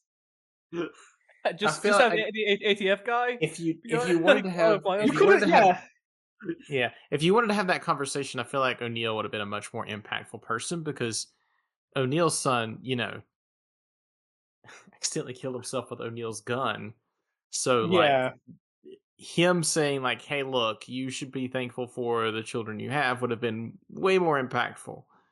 But he was busy being kidnapped. Busy being juiced. Juiced, Jamba juiced. Which, as it turns out, like I don't think they were zatted. There wasn't like a zat level of electricity, right? No, it was just a thing. It's just a thing in their ears. And by the way, Yeah. that thing, it shocked them, and they didn't even show any sign of pain. They were just like, "Oh, it's gone now." Yeah. So what we're learning in this episode was that they went overkill on Teal'c's son. When that small child was writhing in pain, going when he got zatted, it was completely unnecessary. They could have hooked up a 9-volt battery to him, and he would have been fine. Yeah, somehow, like when they zatted the son Tommy, like he didn't get knocked out. He was just like, "Oh, I feel Well, He had a Tommy slight is, shock. is a grown man. Yeah, as he had a well. slight shock of pain. It is worth noting that one's a kid and one's a grown man, but still. we see Zats knock out freaking Alpha all the time in one shot. Yeah. You're gonna tell me Everyone else some who's guy- been zatted has My been understanding knocked is that the fuck out. organisms controlling him, or what took the brunt of the charge, is the idea. But I Oh, don't think come that on. works. That doesn't work. Yeah. I feel like the Zat just does what it needs to do at any given point, and we're just gonna have to deal with it. Which, by the way, like the whole thing of like, yeah, you shoot somebody twice, they're dead, right? Yeah. So another thing I want to bring up before we move on to like the more important parts of this episode that I think are actually like the meat and potatoes of this episode is when they go into that room with all the dudes there, they just spray and pray and hope they don't shoot anyone twice. And it's not that they're holding one Zat and they're aiming perfectly at each person. They're both double fisting Zats. Was it 2 people Uh-huh. or 3 people? They're dual wielders. It was 3. O'Neill and Listen, yeah. Three listen, people- Daniel Jackson is a great dual wielder. I don't know what you're talking about. Yeah. But 3 people dual wielding Zats just go into a room and just start shooting randomly, and nobody dies. Nobody dies. Oh, I just looked this up. Oh, you're gonna love this, Jason. Sure. Tell me. The actor who plays Seth. Mhm. So here, Robert Murray Duncan also played Daniel Jackson's dad in the Gamekeeper episode. Yeah. Hell yeah. The second time we get to see him die. Or at this point, the 10th. He died like 9 times that episode. Which, by the way, Seth, a good enough actor, like the guy who played him, he did a good job of being like, I am the menacing, evil Gould person who's got a weird thing for blondes, I guess. Just a gross man. Which, yeah, better to do that depiction than the other ways they could have depicted that guy. Yeah. By the way, this also reminds me of the fun little thing of like what they're explaining, like what this Seth guy does with his followers. Like, oh yeah, the women he basically has a concubine. The men he makes eunuchs. And then before they're juiced, O'Neill goes, I swear, if I wake up singing soprano, and then gets knocked out. Oh yeah, that is pretty funny. By the way, does that mean like every single one of those dudes that they saved no longer has their balls? No, I no. think the implication was that he hadn't done it yet. Not Yeah, yet. no. It's like the historical cult he did like back in like ancient times. He had a habit of doing that. We Okay, don't so know maybe if not he's so done much it anymore. recently. Yeah, it's just Daniel brought it up and O'Neill kind of latched onto that. Yeah. I 'Cause of guess course like he at this would. point this must have been like this guy's like 35th try or something at a weird cult. Something like that. Which I mean, they find Seth super fucking easy. They basically like look up a page on GeoCities, right? Because the Like, guy's find the like, because the guy's going around saying, "Oh yes, I'm Seth." Then his eyes glow. Like it's Yeah, it's just like someone on the internet's like, yeah, this guy calls himself Seth and his eyes glow. Isn't that weird? It's like, oh, we really should Oh. be checking the internet, guys. There's Gould fucking everywhere, just creating weird cults. Yeah. So here's a fun bit of trivia. So thinking back to like that screen page Daniel was like flipping through as he was talking about Seth, that web page actually wasn't about the Egyptian god Seth. It was a page for a role playing game called Vampire the Masquerade. no. Yes. Oh. And the web page, like, it was about like a clan of vampires that also worship the Egyptian god Set. I was not expecting Vampire the Masquerade, but Yes. here we are. Yeah, that came up in the show's trivia notes, and I just had to throw it in there. All right, so this is a masquerade violation. What Seth has done. Okay, yeah, this is okay. Yeah, sure. Just add that to the pile of weirdness. Mm-hmm.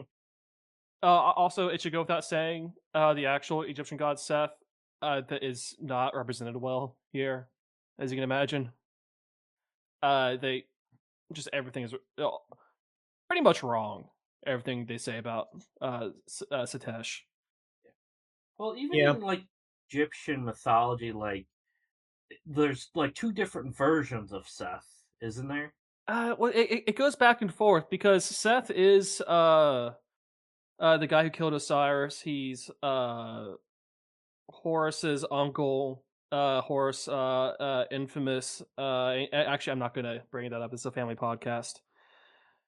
But yeah, he's basically like Scar to Simba, kind of in Egyptian mythology. A god of chaos, but also the god of the desert.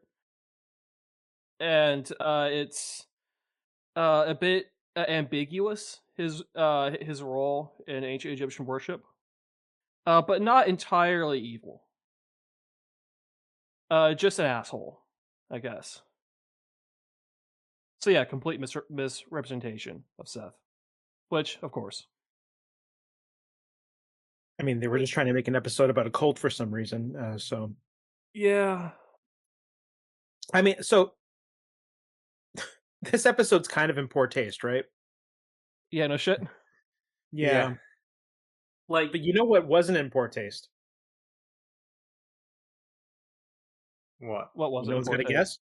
what wasn't in poor I- taste? I love it when Teal'c tries to tell a joke in this episode. Oh yeah, that's great. I don't even remember what the joke was. It was something about like how can you Oh. tell like a serpent guard or Oh, something no. from a Seth guard or some shit No. like that. And I've seen this enough times, and this is the standout moment in the episode every time. yeah, A serpent guard, a horse guard, and a Satesh guard meet on a neutral planet. The serpent guard's eyes glow. The horse guard's beak glistens. The Satesh guard's nose drips, and then he just busts out laughing. yeah. But like and, just like- him busting out laughing made my day. And like no one like responding to the joke. He just kind of like goes off and feels a sense of shame. No, he's not ashamed. He like his laughing just kind of peters out, and he's just amused with himself. Yeah, Yeah, yeah. He's smiling for the rest of that scene. Like they can't bring down his mood. He's like, that was a good one. So yeah, Teal'c's like a fucking gem in this episode, even though like he really shouldn't be talking about his son, about people's sons. But like, oh man, I love him in this episode. Yeah. So in like 50 or 60, 70 years, like when people in the future come back and watch this episode and enough time has passed by, you'll think they'll be like, oh, were like cults a thing back in the 90s or early 2000s? Because like I this hate to hap- break it to you, this There's happened. cults are one still a minute. thing now. Yeah, but when was the last major incident? Like real world incident, because like in fiction, the cults are always a thing. Yeah, Yeah. but I mean, this the thing that episode you'll took a notice now is I certain think they way. handle it better when something bad goes down. I think like they've say what you will, but I think hopefully they've learned from the mistakes. Yeah, Yeah. the like the Waco incident was, I mean, of course, a bunch of incidents before that as well in the 80s. The media response is one of the major problems with incidents, like just the instant sensualization. Mhm. I don't know the word, but like the media response it was part of the problem for like all of these not 80s and 90s incidents that happened. I mean, even just Yeah. look at the attempted bombing at the Olympics in '96. There's a whole movie about that. Yeah. So the media was part of the problem, and I mean, like let's if we're going to be real, people aren't doing as many cults anymore because they're either on the left and doing communes or on the right and doing mass shootings. So cults just aren't in vogue these days. Thankfully. I will say this, like if the reason the media wasn't in on this episode was because that one guy got run over in the other episode, maybe that's the case. Yeah, that one guy would have been there if he He hadn't. would have been there if he hadn't got Been- run over randomly. Yeah. definitely wasn't. That was clearly, I don't know. They should have followed up on that. They should have done something with that. Yeah. But we're not here to talk about that. No, we're here to We're talk here to talk about this episode, which I don't think is a bad episode. I just think like the bad juju surrounding it is the issue. It's not. It's not a bad episode. It's again just poor taste. Yeah. I don't know. So to lighten the mood, there's a production error at the very start of the episode. The iris opens and then the Stargate activates, which if he's sending through a GDO code, it should be Should the be the other way around. other way around. Yeah. Yeah. The sheriff in the one scene when they first get to the compound, they're being introduced. That's some like real like B movie outfit he has. He has his jacket that's just county sheriff and on a patch, and then a hat that just says sheriff on it. Like Yeah. it's Can we something get those? Like, can you just buy those? Yeah, you can just buy those. That's pretty cool. We should buy those. You should just have those. Oh, and Crane Guy was a nice touch into that scene.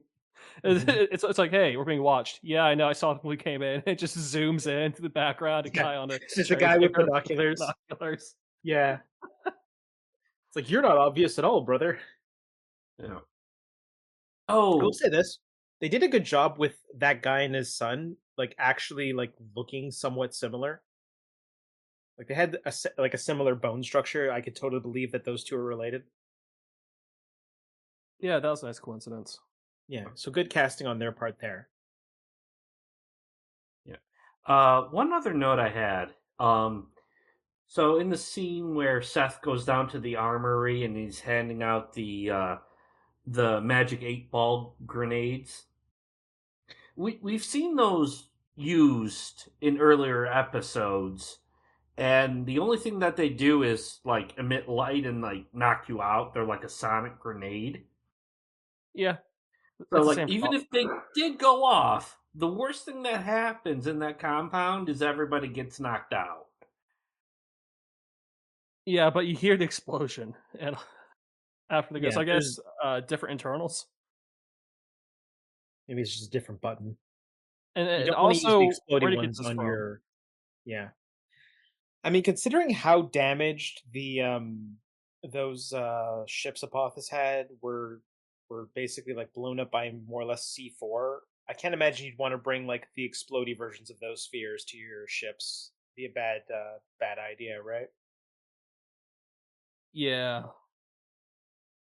I guess there's so there's usually in a lot of episodes a nice O'Neill Daniel moment.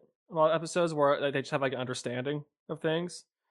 Like here, when they first go into like the command tent with the ATF guy, calls the guy Seth Fargo, like mispronounces like the made up last name.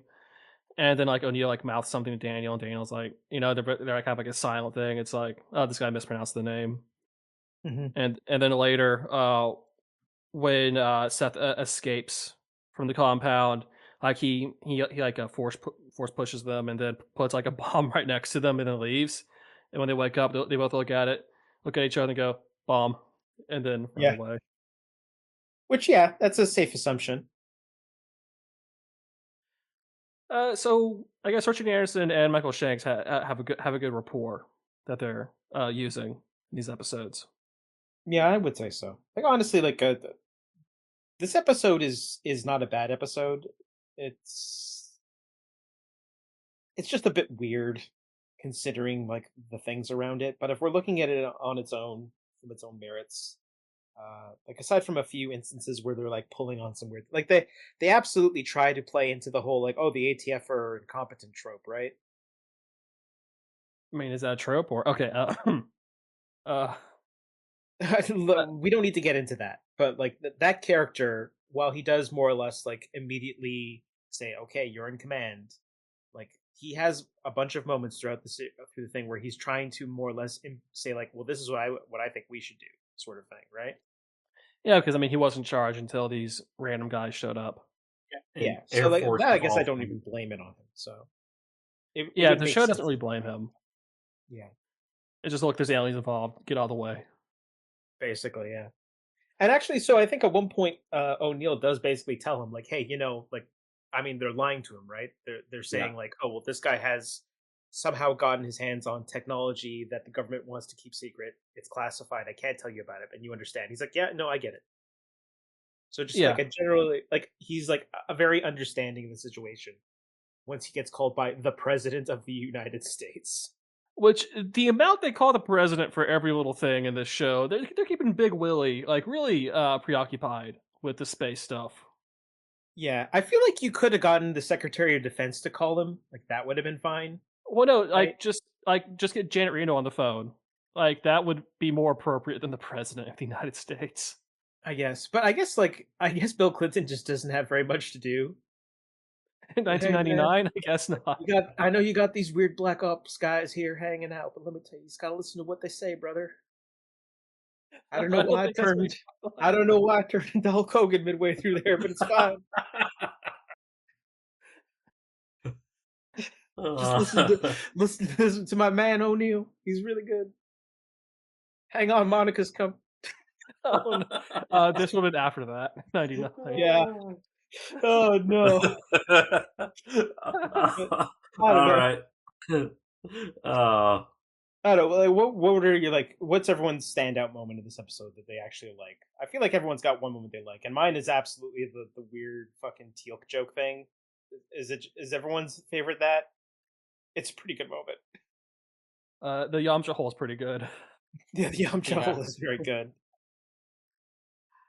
And then, like, O'Neill says something to Carter afterwards. He makes a Wizard of Oz reference.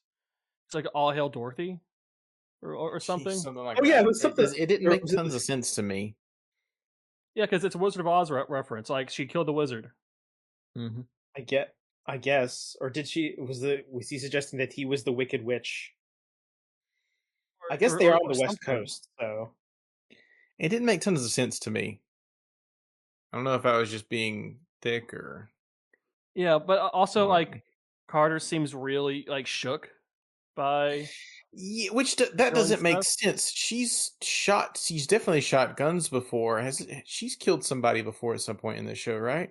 Yeah, I'm pretty sure she's got the highest body count in this episode, or like in the in the show. Yeah, like, she smoked tons of motherfuckers. I guess the implication is she's just weirded out about like how she used that thing. Yeah, so like the way she used it is essentially she would have crushed his spine like in several different places with the way she killed him, which I imagine is probably, and also like using an entirely tool, which might have shook her a little bit because that's a rather gross and painful way to go. Also, just killing someone with your mind, basically. Yeah, it was an entirely new experience. I think she was more upset at like the new experience of doing it and finding a new way to kill somebody, and maybe not being comfortable with that. Speaking as someone who's never killed someone else, I don't know if like doing it a different way brings back all the psychological issues involved with killing someone. Mm-hmm. Probably just so like the Jolinar connection as well as weirding her out.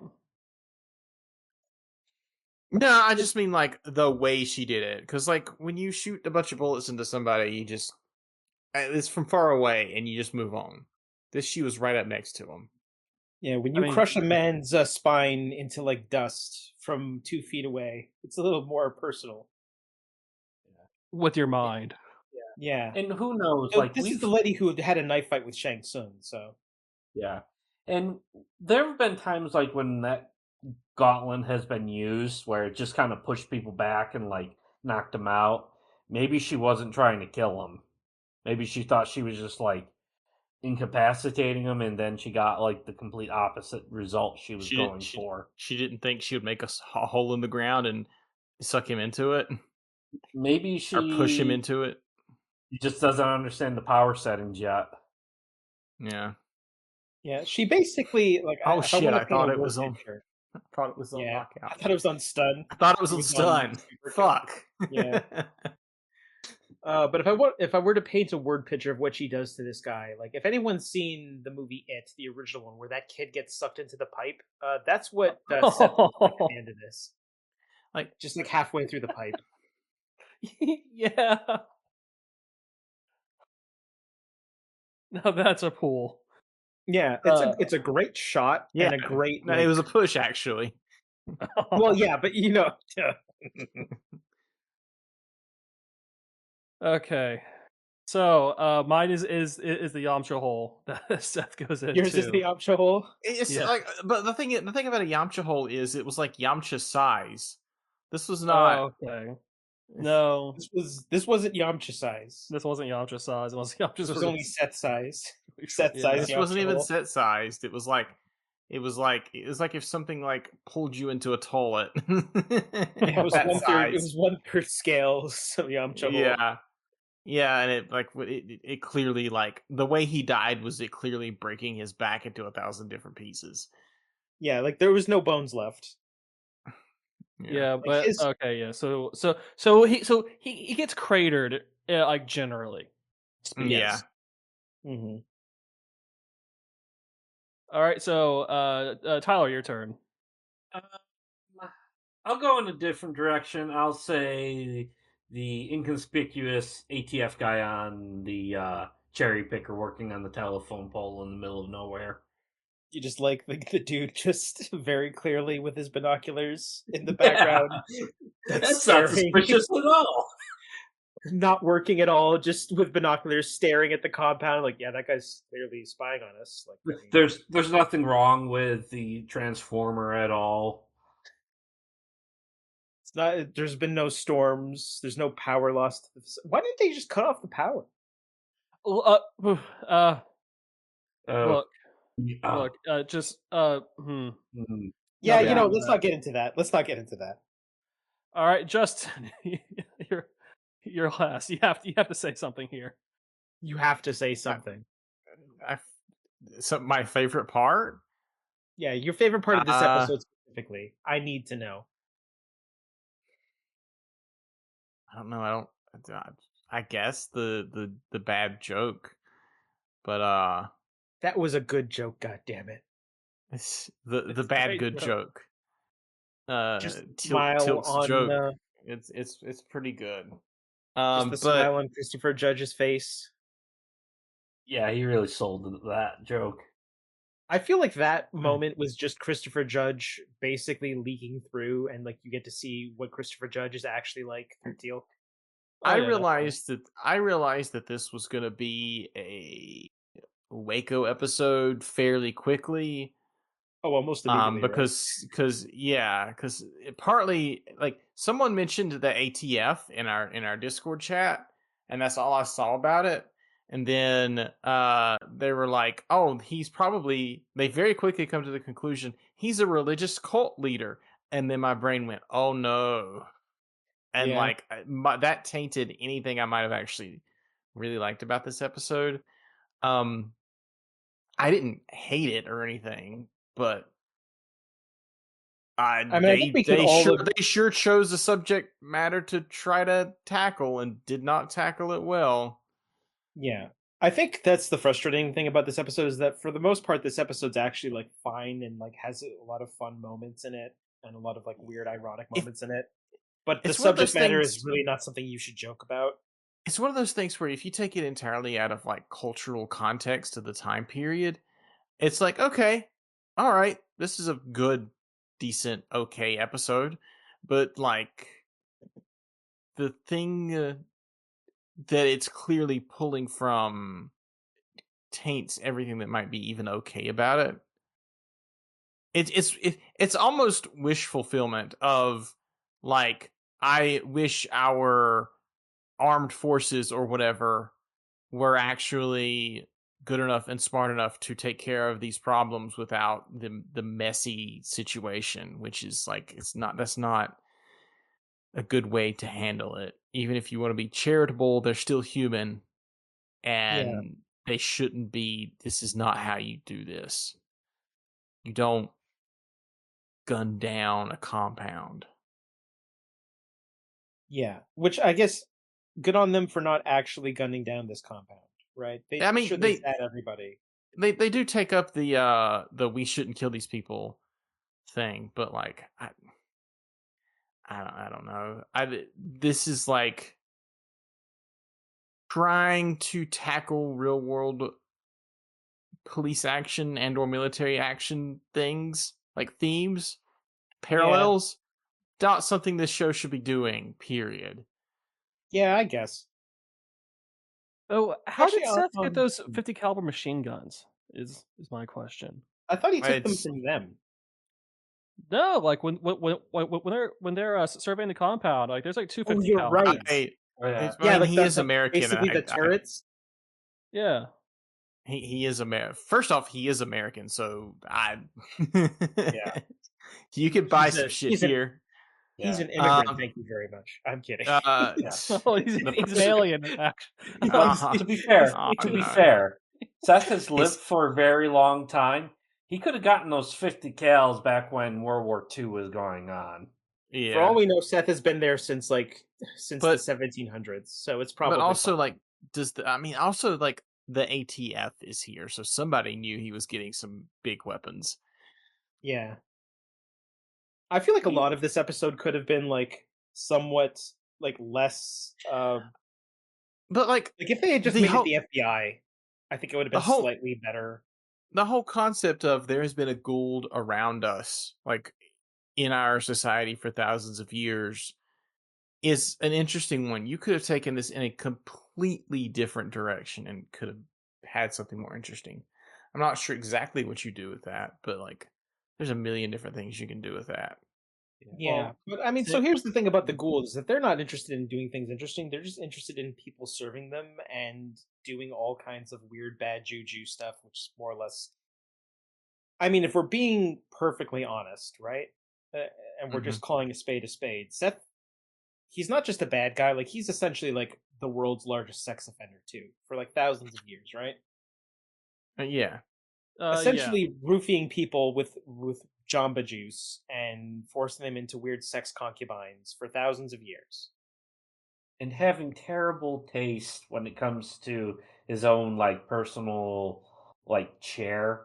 Like that thing was just tacked his own get out. Yeah. So I guess what I'm saying is when he gets cratered in this episode, I feel he deserves it. Yeah, like fuck him. Oh, I was never saying he doesn't deserve it. Seeing a body fucked up, and I wasn't like that suggesting is still you were saying kinda... that. All right. So most surviving Gould deaths so far: Hathor, Seth, or Ra, or Apophis. It's Ra. It's Ra. It's Ra Ra. dies. It's not even close. That's the thing. Okay. That guy. He gets nuked in the face. Yeah, that's the thing that movie does correctly. They nuke the bad guy in the face. Yeah. It's not even close. If you want to battle for second, we could have that conversation. Yeah. The only better like killed by nuke to the face bad guy kill that I can think of is in Halo 4, where Chief shoves the nuke down that guy's throat and then throws him off a cliff. As you do. Yeah. Hathor's was more satisfying to me because I hate her more than Apophis. Yeah, Apophis, there's layers to that they explore, so it's a better done death. Seth, they bring him in just to kill him. Oh yeah, like he's not showing up again. Like they could have made him a recurring villain, but no, he's giga dead. He's very dead. And so if he didn't have a sarcophagus and had to jump between hosts, wouldn't he be less insane than other Gould? Because he hasn't been like giving himself the crazy juice for thousands of years? I mean, power crazy without a sarcophagus is still very much possible. Yeah. But like, I thought he wasn't trying to. I thought. Go ahead. Go ahead. No, go ahead. I thought the implication was that he does have a sarcophagus somewhere. I thought they said that he probably doesn't and has to jump hosts every 400 years. Yeah, Daniel mentioned that. I think they mentioned that. I think that was something they mentioned. They said if he doesn't, he could always just jump a host every 400 years or so. Oh, yeah. Okay. Fair enough. Never mind. Which also explained why he always looks different or would look different era to era. Yeah. But if that was the implication, like, and the whole thing is like the sarcophagus makes you insane, like it's not like Seth had ambitions of like world domination. Seth was like, hey, I just want my shitty compound with my concubines. That's all I Yeah. want. Let's face it, Seth was not a very good Goa'uld. Like, all these other Goa'ulds own, like, populate, probably, like, or have, like, Planets. millions well, hundreds of planets, millions of people under them, right? Yeah. Seth never really seems to get to that level of accomplishment. Because he's if been you wanna slumming call it on that. Earth for thousands of years. Yeah, Yeah, he's he not. was in Seattle of all places. Like, goddamn, Yeah. Washington State. If you want to have a Not to talk shit compound, about okay. Washington State, but So at this point, our lovable group of merry men have taken out four Goa'uld, 4 two named of which, Goulds. Yep. yep, yeah, two of which were system lords.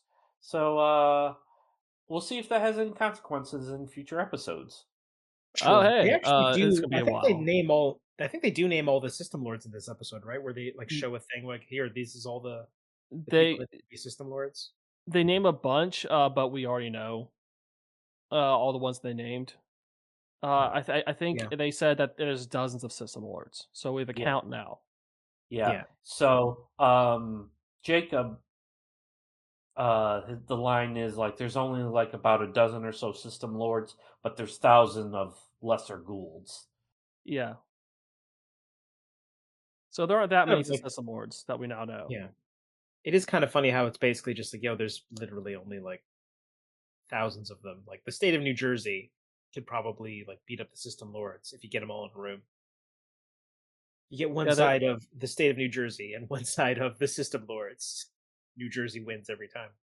there's like 30 system lords and then like 5,000 Goulds who want to become system lords one day. Yeah. Yeah, very small population. Should be relatively easy to get rid of. Don't know why no one's gotten rid of them so far. Anyway, if that's all we The have, Nox, they know better. They're just like, oh, you're too young. Murder's not the answer, even though these people murder and steal people's souls. It's fine. And Yes, the Tok'ra just never seem to get anything done. Yeah. By the way, so actually, by design. one statistic, a neat statistic, we're 2 for 2 in episodes on this for killing Goulds. We That's are. pretty neat. So, Anyway, we are going to move on next week to our next batch of 4 episodes. In season 3 this time. Episodes 3 through 6, which are Fair Game, Legacy, Learning Curve, and Point of View. Ah, boy. I thought you said the episodes get better. I was thinking of the batch after that. Uh-huh. And the batch after Huh? that is also good. I feel like that was Uh-huh. the thing you said last time. And the batch after that's also good. Basically, all of the season 3 batches after the next batch are higher quality. I feel like Point of View is not bad. No, It's fine. Legacy is going to have its basically Learning Curve is the one where I'm like, ugh. But anyway, The problem with Legacy is you see too much of the bangs. You don't want to see the bangs. Gotta get there's rid a lot of of banks in Legacy. them. Yeah. All right, so with that has been an episode of Chariots of the Pods.